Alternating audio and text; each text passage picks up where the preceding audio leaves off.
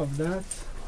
Hey, Dr. Dufour. Yeah. France's girlfriend speaks Thai. Thai, yeah. Okay. Is she willing to do a translation? Yeah, I mean, we were looking at it the other day in the sound booth. She Uh-huh. can speak it. She's not too good, but she can look it up Mhm. and speak it. And Oh, okay. Well, we would need a written translation if we were going to do that. yeah, and I mean, we're working Yeah. on the written translation. We kind Okay. of started on it Do the you other think day. Mills would want another translation in another language? I don't know how he's planning the thing. Okay.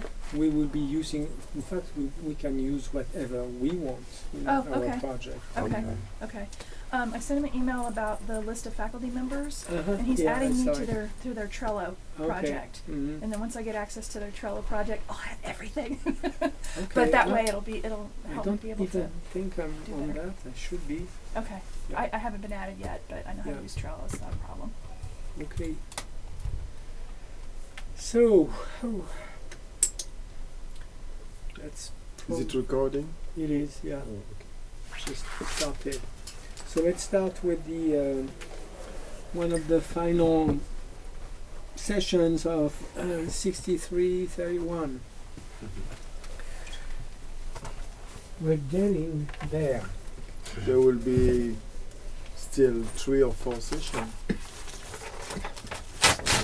Okay, let's check. That's a good question. I mean, let's start with this. So what's left in the calendar? And when is the last session? So we're April 11.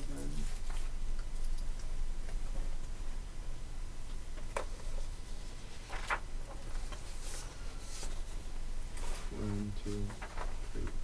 So the last session should be on On May 9 or May 7, something.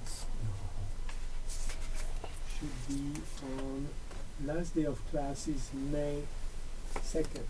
Oh, Okay, Okay. so yeah, so the very last day of class is on May 2nd.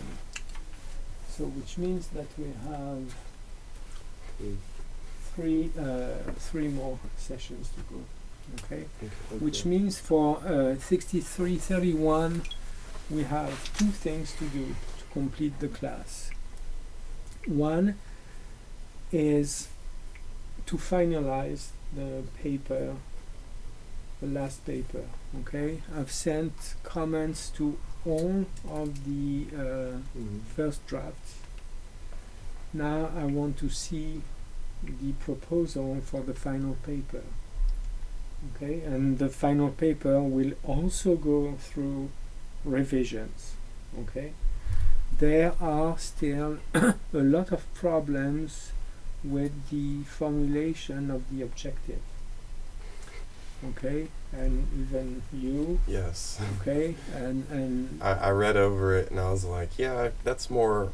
I just kind of dropped the word objective in there because that's what I wanted, but mainly it was kind of an intro. exactly, yeah. So most of you, that's exactly right. Most of you, instead of declaring that objective, that thing that you want to observe in the work of art, there's still something unclear. So how to make it that really clearly understandable? What do I expect in terms of objective? So you're looking at a work of art, and or even 2 works of art, Mhm. and then you need to imagine something that can be expressed in terms of one question. That would be the same question to be applied to the 2 works of art. And it's one very simple question in general. Okay, do not look for highly philosophical concepts. So for example, Francis, what's the work of art that you're observing? Evolve and Carl Sims' Genetic Images, and then Evolve by What's the evolve? I don't remember. it's the one where there's a pool of water. Oh and yeah, there's the- and you create yeah. animals and you can touch them, and they are Mhm. 3D things. And the other one is this set of 16 screens with Yeah. computer generated images. You select one, and the computer generate variations upon this one. Yeah. Okay. Mhm. So we're looking at this, and what kind of objective can we have with these two works of art? So obviously, what first thing that you do, you look at the concepts that are at work in the two works of art. One very important and simple concept that we have in both of them is generativity. Okay, a computer or a program or a system generates the visible or tangible outcome of the work of art. Okay, we agree on that. So what kind of question does that make you feel when you say, okay, it's a work of art and the tangible, visible, audible outcome is generated in real time by a computer, meaning it's a series of principles, models, and algorithmical processes that are making the work of art. So maybe a very simple question is, can really a computer generate something that we in turn feel like a work of art or receive as a work of art? How can a computer create art? Because it's only a machine. That's one question. So, and you say, then your objective, I will explore these two works of art to demonstrate that a computer can indeed generate something that we call works of art. That's my objective. And you go through analyzing these works of art and studying them from the viewpoint of the reception. Because what makes them work of art, it's not, you will say, it's not what they are, okay? But it's how they are interpreted by the act of reception, okay? And you will be able to develop and add things. There's emotion to it. So when I'm interacting with the 3D animals in Evolve, I feel some emotion. There's something responding to me. There's something that connects me to the work of art and stuff like that. So basically that objective allows you to narrow your perspective on the work of art to something that you really want to explore, okay, and not to be completely entirely in a giant theoretical field. Okay, so you need to identify that very simple question. Same thing here, except that here with you, Nick, now you're getting almost there to have your objective defined. Mm. And that's what I was trying to do, is trying to explain to everyone what is this, that objective that I want you to incorporate in the paper. Mm-hmm. Okay? So, for example, in your project, what's the work of art that you're looking at? A Motor by Tim Hawkinson. Oh yes, exactly. The one with the face. Yeah, the one with the face that's split into different parts, and and each the of little them motors. is animated by little motors that are triggered by the user. Oh no, randomly. It's random. Yeah, it's randomly completely random, yeah. generated. And the paradox in that is that we are seeing emotions in this face.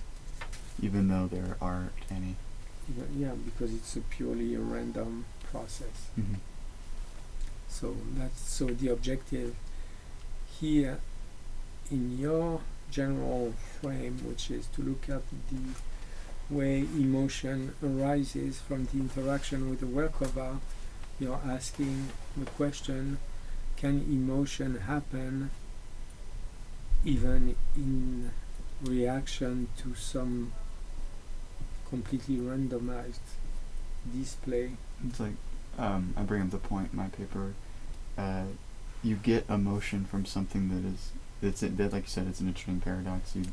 You're perceiving emotion from something that is not only emotionless, but as completely random. And, like not trying to convey any specific emotion. Yeah. Mm-hmm. It's just that human aspect of trying to perceive emotion from something or a face, something recognizable.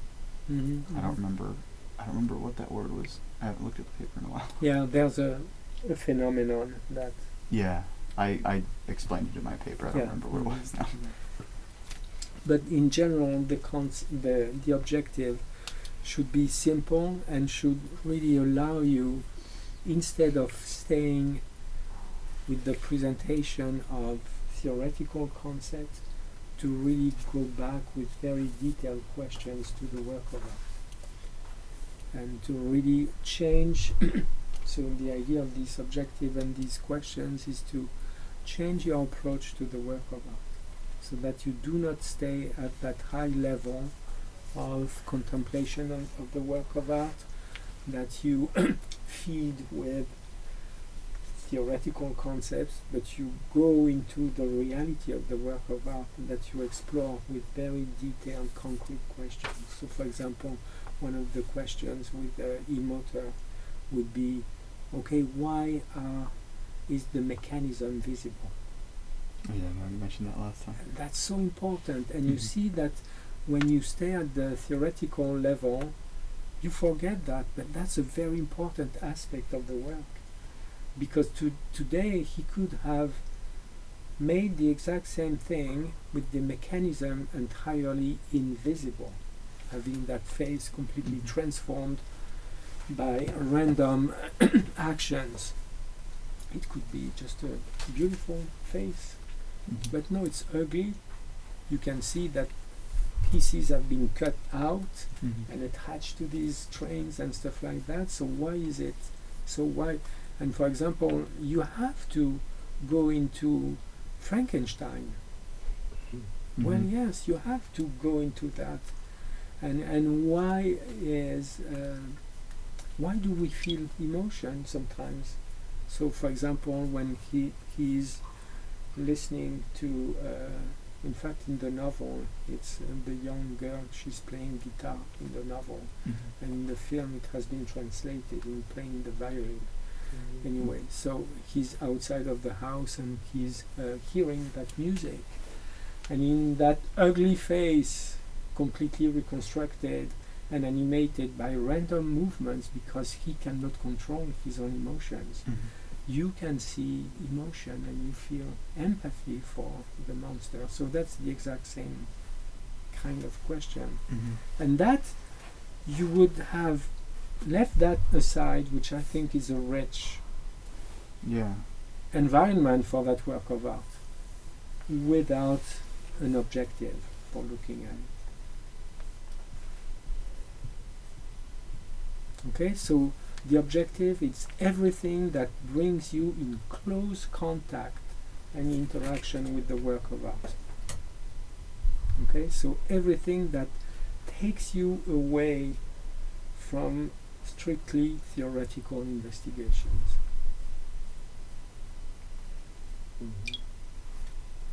Okay, but brings you back there, but through the detailed exploration of the work of art.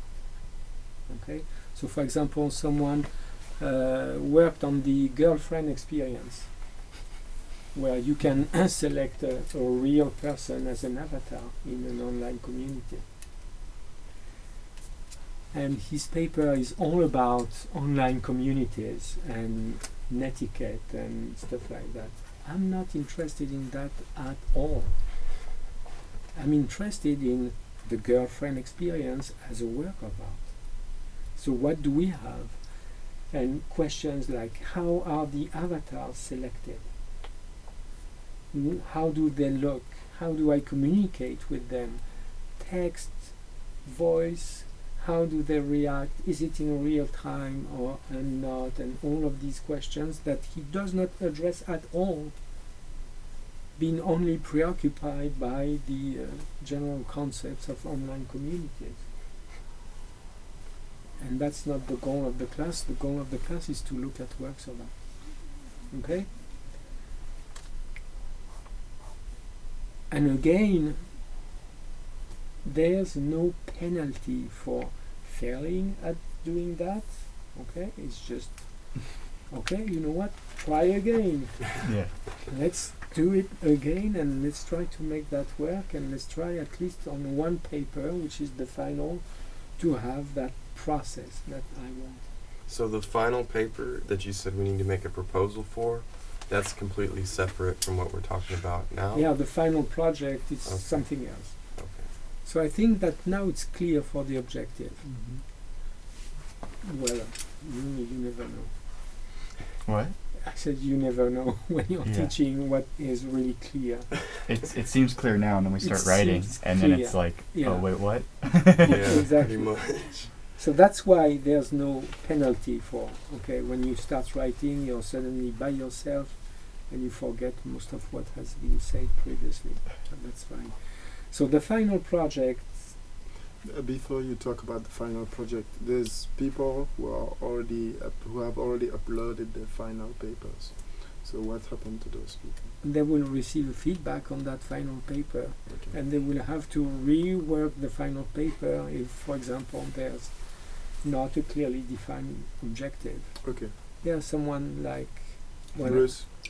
Bruce. I'm thinking Yeah, about I've Bruce seen now. his, and same thing, Bruce. I'm talking to you. I cannot understand your objective. Right. It's I don't know what that means. So Let's try to talk about artificial life. yeah, but there's no objective. And plus, I think I suspect that there's not a strong and interesting correlation between the topic that he wants to observe and the work of art, because basically he's working on Portrait 1 by Luc Courchel, which is absolutely not a generative form. It has nothing to do with artificial life. It's just an interactive audiovisual work of art. So I think it's misleading to try to address the question of artificial intelligence with this work of art when there's absolutely nothing pertaining to artificial intelligence. Okay.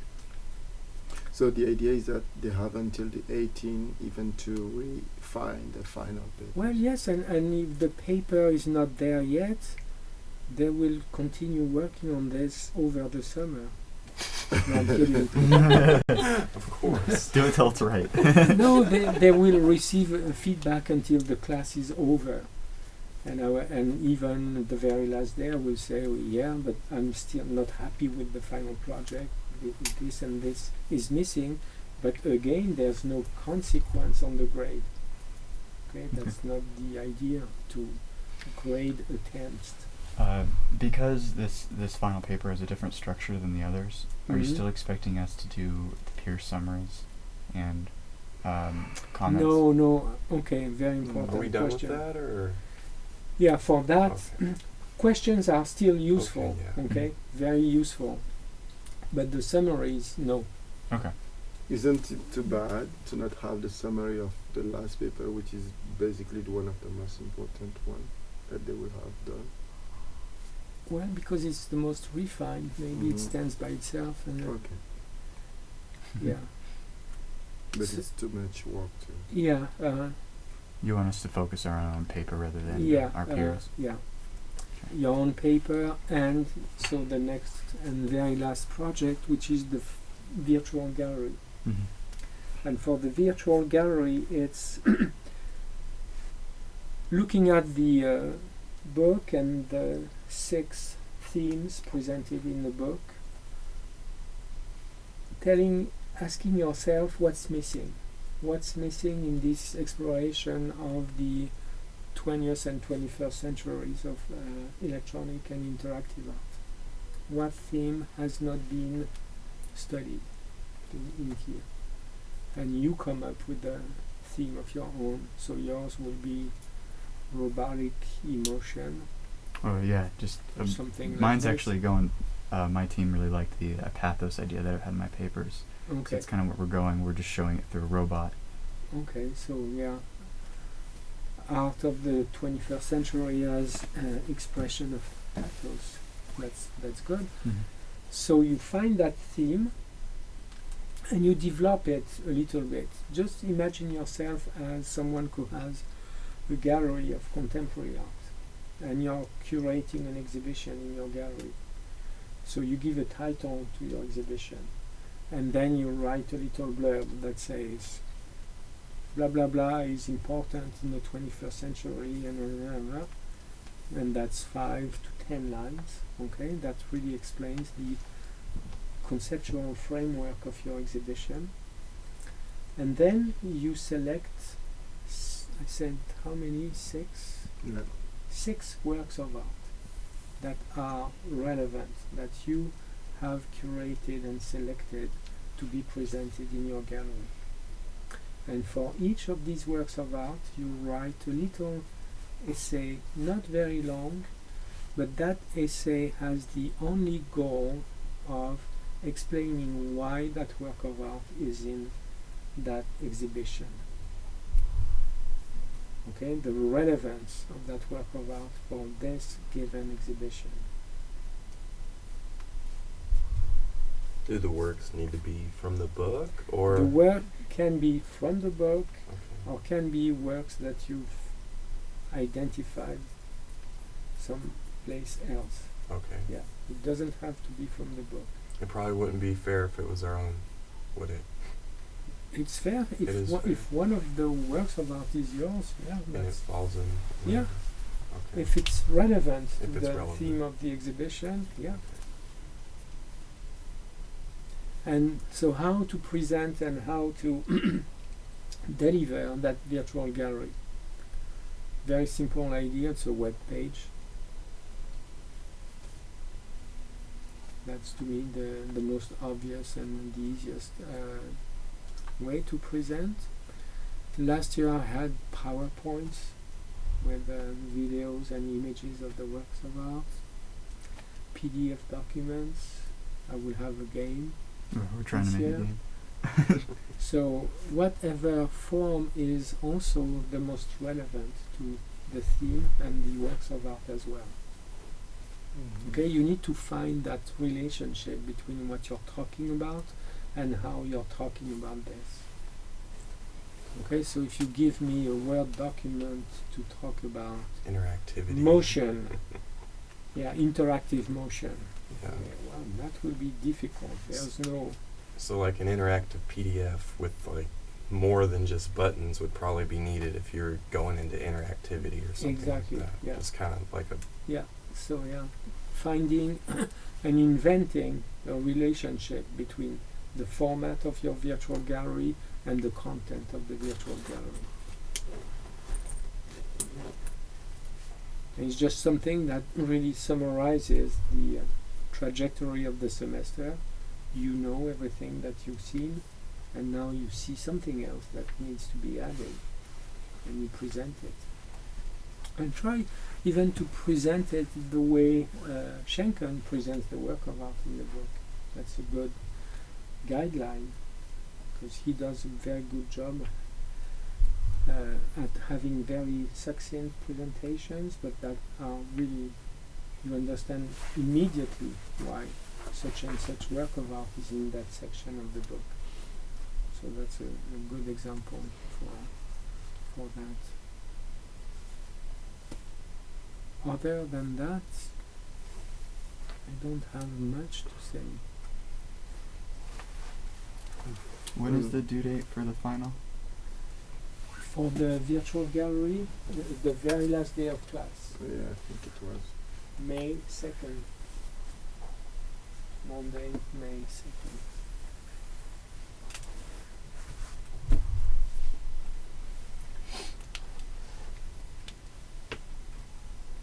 Yeah.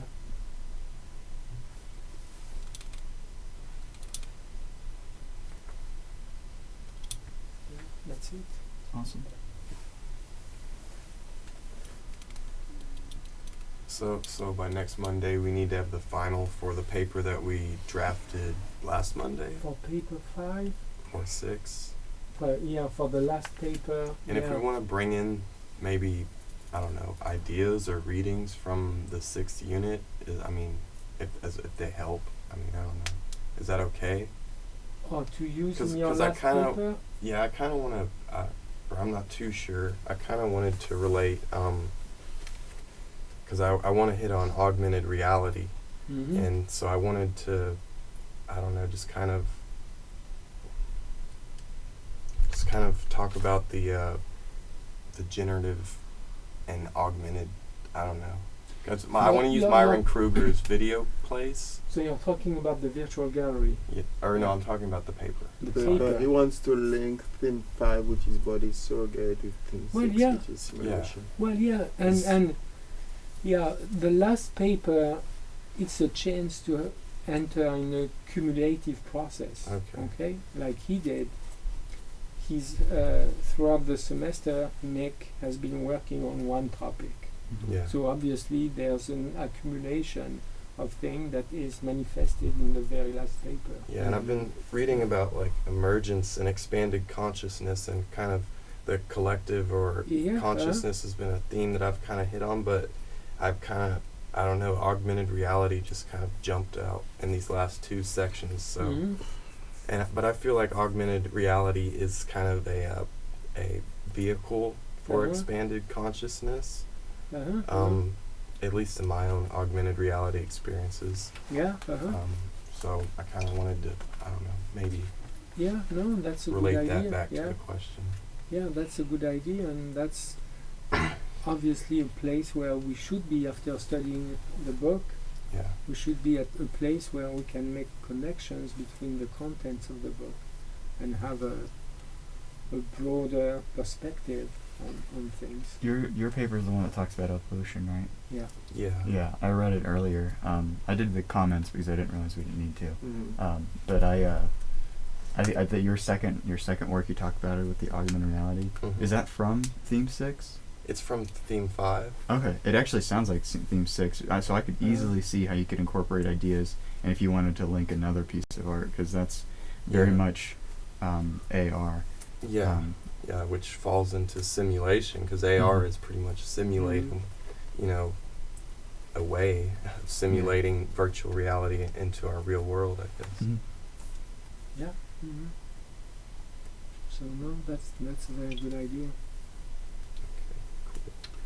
One of the question would be just technical, but I will have another one. You just talk about the comments now, so I was talking with a few students earlier today. Should they still continue to make comments? Oh yeah. Because since they're receiving yours, they think that, Oh no, they should they should continue. be commenting other papers. Yeah. I said pretty much the exact same thing, probably just not as elegantly as you did to him. Uh-huh. I Yeah. don't think I've even read your comments. I so- posted it earlier today. Okay, Yeah. cool. So yeah, please continue reading the comments That's good, because 'cause I'm that's getting into And making them. yeah, and making them because that's all very interesting. That process of, and everyone has to learn how to receive critique and to give critique without being offending or Mhm. being offended. going and crying in the bathroom. Mm-hmm. Yeah. It's not very productive. Mm-hmm. I don't think you can be a creator if you're that sensitive. Yeah. Yeah. The other question was, since you was talking about cross topics, Uh-huh. that goes between the theme 5 and theme 6. Mm-hmm. What can we say about that in the conversation? Like, Okay. You mean in theoretical terms? yeah, Or? in theoretical terms. So 5 is Bodies, surrogate, and 6 is simulation. simulation, Virtual environments. and how Yeah. and virtual environments, and how conceptually they are connected. Yeah. You mean? Like we were talking about with his paper, there Yeah. are Uh-huh. there are definitely works of art that touch on both themes Mm-hmm. pretty strongly. Yeah. Yeah.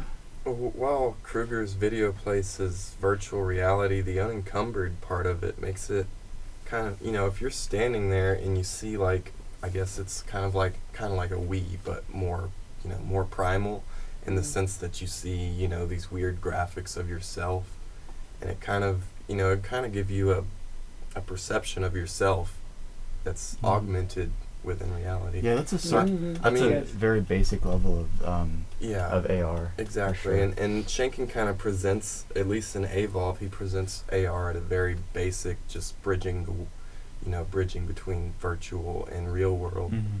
And I don't know, I like Kruger. I like his work, so I'm just like, I want to go back to it. Well, yeah, I think there's the idea of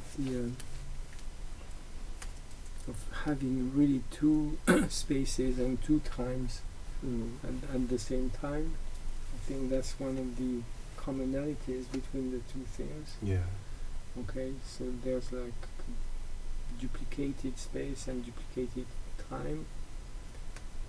With the body, yeah, exactly, because it's a representation of a body in another space and in another time, and that's to me the exact same thing as virtual reality. There's an interesting thing which is altogether a gap, okay, that shows you that where you're actually living and experiencing the work of art, it's a space that's together disconnected with the space of the representation, but also intimately connected. So that creates that interesting interplay of these two spaces, and that's only your experience that is reconnected these spaces. So I think, yeah, there's that kind of strong conceptual and theoretical linkage between these two themes. And also it feels to me that the way the book is structured is mainly, it's a system of the chapters are not successive, the one after the other. It's not chronological, but there's the idea of each new chapter is encompassing the previous one.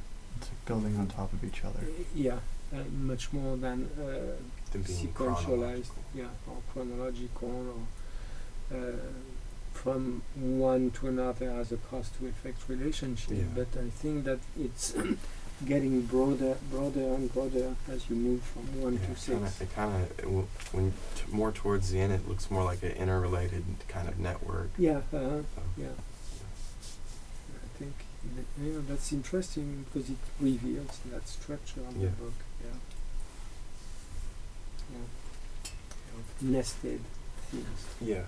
And the last one is really the bigger one, the broader one. And I think maybe it's an interesting exercise that we could include in the next class, is how to reread chapter 1 when you're at chapter 6. So how do you go back to motion, illumination, and duration once you've been through augmented reality? Yeah, the very basic parts Yeah, of what you're actually experiencing. exactly. Yeah. So that could be an interesting exercise. Yeah, we were discussing the Schenken's book and its organization, and possibly saying that the chapters are they are going like this, and the next one is always encompassing all of the previous ones. And that probably at the end of the class, that would be interesting to reread motion, duration, illumination in the context of chapter 6. So even if you don't need, even if the book is not constructed in a chronological way, do you think one can start the book with the 6th chapter? No. No, right? Because you will miss the whole. Yeah, and that's also interesting. Yeah, even though it's not. It's kind of like the problem that a lot of people are having with the paper is that they have these high level ideas without reaching the base. Yeah, It's kind of that same thing. If you start at the last chapter, you've got the biggest ideas without the base kind of foundations of it. Yeah, that's exactly right. Because in the book, you really start from the I think the most obviously tangible works of art, Mm-hmm. even though the theme is really abstract, Mhm. motion, duration, and illumination, and it becomes more and more abstract towards the end. So maybe that could be a theme for virtual gallery. How to, I don't know, a chapter that will reconsider, Yeah, that I will mean, re-synthesize. synthesize the previous Yeah. one. Yeah. I think it would also be really interesting to try to explore if you have this compounding chapters that are just making it bigger and bigger. What if you either tried to go smaller than the first one or bigger than this last one? Because I think if you tried to go bigger than the sixth theme, it'd almost be going into like future technology territory that isn't even here yet. Because the last one is like talking about virtual environment or virtual environments, VR and stuff, and that's like right at the beginning. Or like the technology is right at its cusp right now. It's like what's after that? It's like Yeah. very theoretical stuff there. It has been written in 2012. Yeah, 11, I 11. think, the first edition of it. Okay. Yeah. There's no new technology that came after that. No, there's a lot of new technologies, but VR is just right now. It's just getting to the point where it's really perfecting itself with like Yeah. the Oculus. Was it Oculus, Morpheus, Vive? There's the what's the Microsoft one? The HoloLens. That's very AR.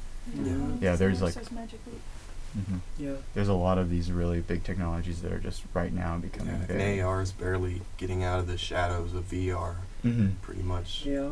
Yeah. augmented reality is barely coming Yeah. out. I just think that's really interesting. Applications of it, at least. Yeah, it is. Yeah. So my question would be, when will it be necessary to change the textbook?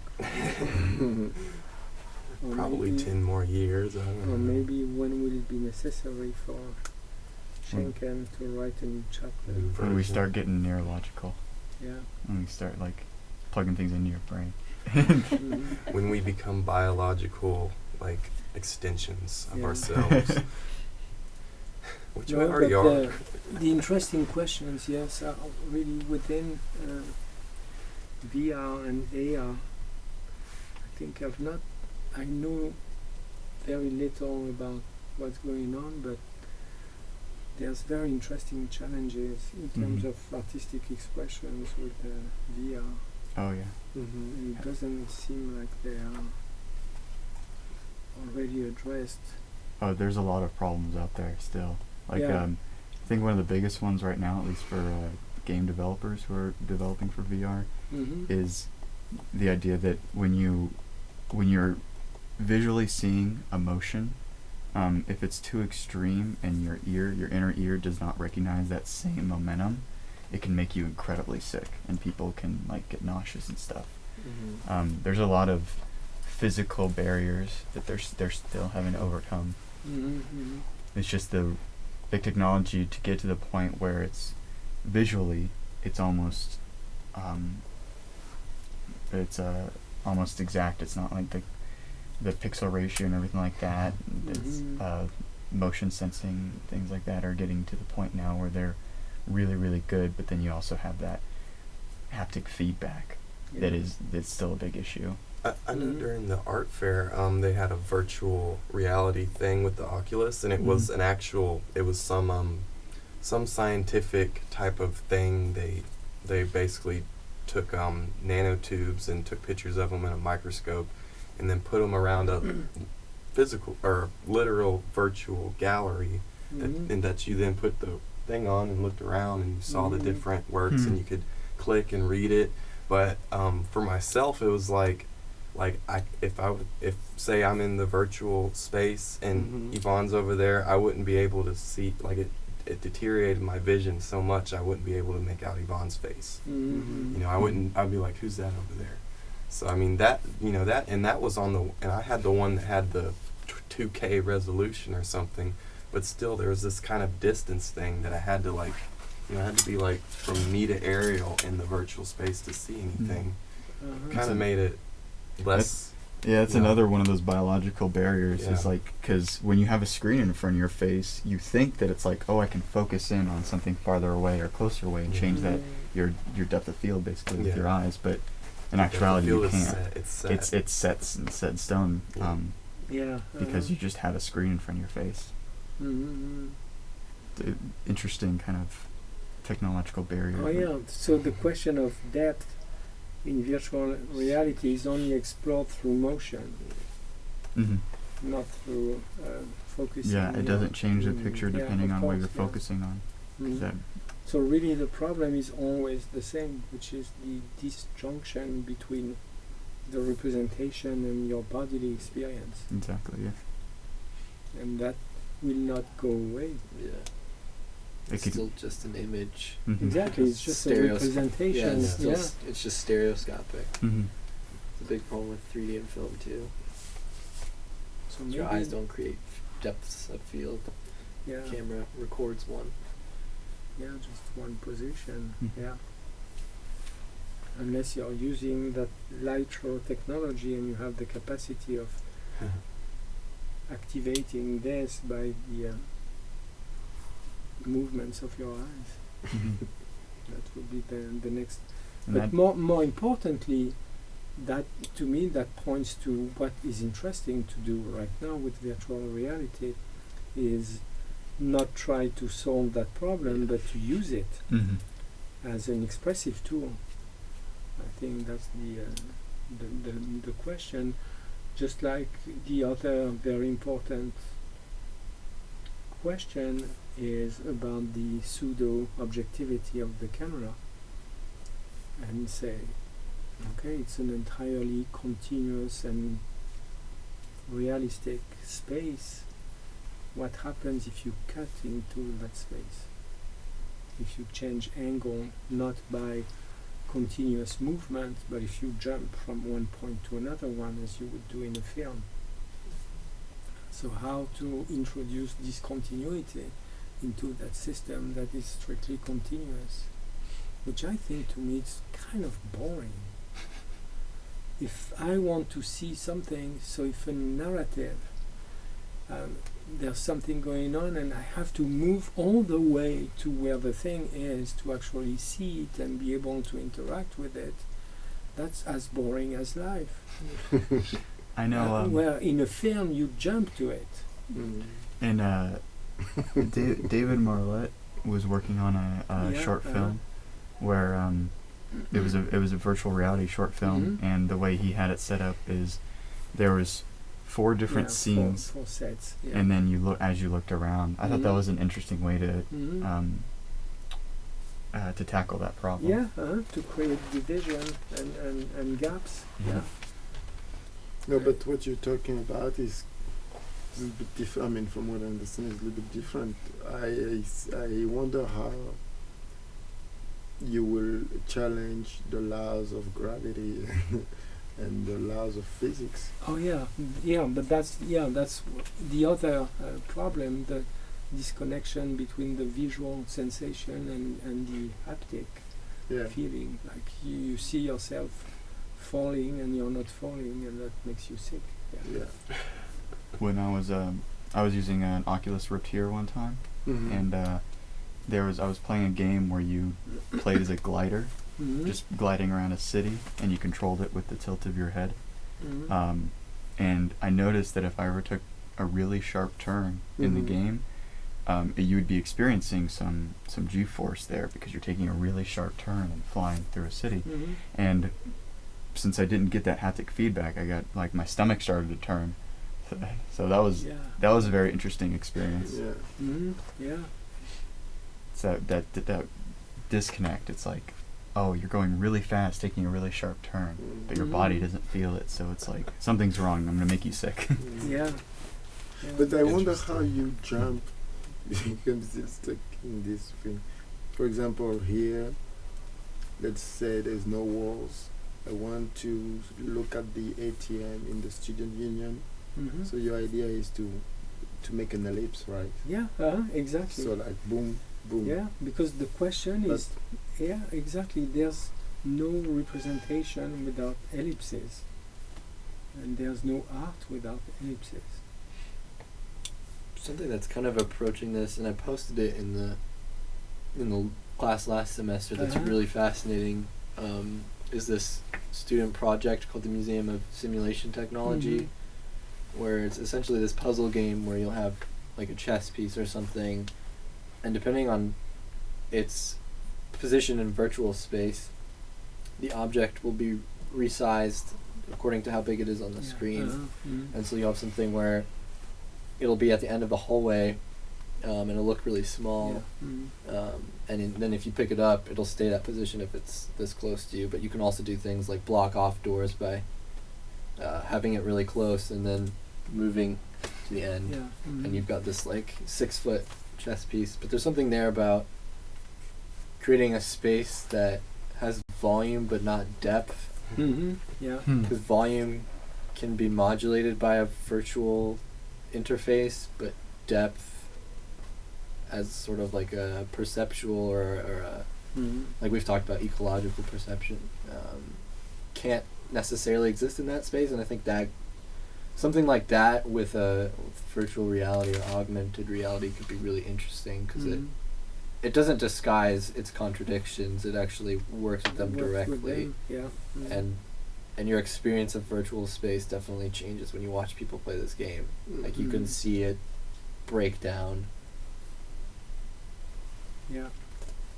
What is the name of the museum? It's called Museum of Simulation Technology.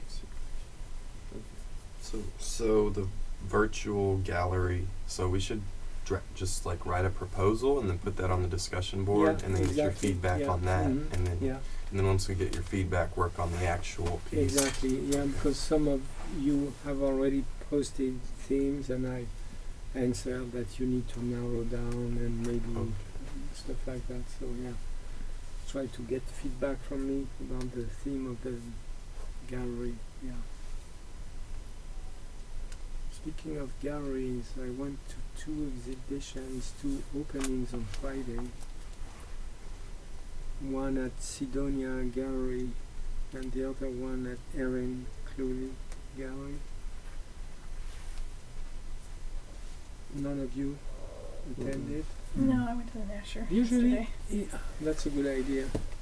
And usually it's a good idea. You can have free drinks and sometimes some food.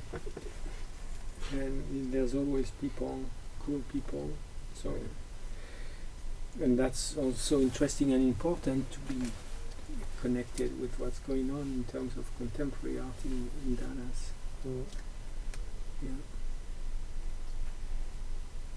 And when it's public. I know the art car parade happened in Houston last Saturday. And what? The art car parade. It's a free art event in Houston that's happened my whole life. Okay. People make cars into art through, I mean, I've seen ones that are like big old chickens, or like they'll just do Uh-huh. something kind of abstract and weird, and like Mhm. just go downtown and see all the cars go. That's crazy. Yeah. You just make big sculptures. Yeah, people make sculptures on them. Sometimes there's like high school student group projects and stuff. I know there's this one musical group, and they always like build up like it's like a cross between like a DJ booth and a mystery machine. So they Mhm. drive around, they drive through, and they're DJing, and it's like Mystery Machine from Scooby-Doo. yeah, pretty That's much. hilarious. So it's, That's yeah. awesome. So yeah, I was like, oh, I want to go so bad, but Yeah. it's all the way in Houston.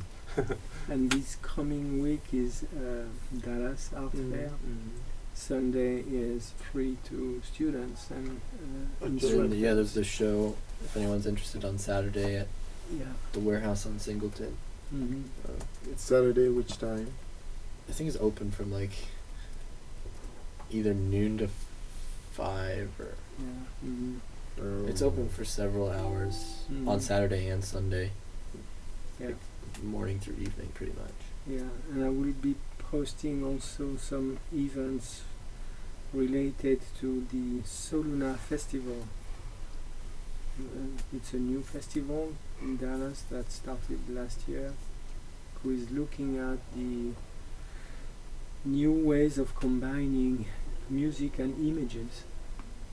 So presenting all kind of experiments, like an orchestra playing live with a film, which is not new, but it's always an interesting thing to see. So, and that's a festival that's probably here to stay, and I think that has probably more potential than the Aurora Festival.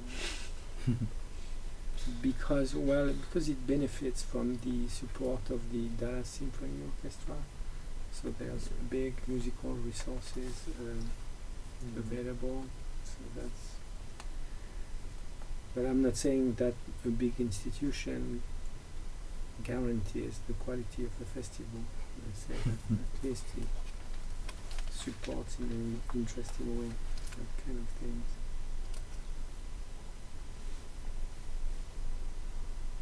I think that's it for today. That's it for 6331. Yeah. So you said the art fair is free for students on Sunday? On Sunday, Yes. yeah. This Sunday it's free. You need to have your comment ID, card. ID.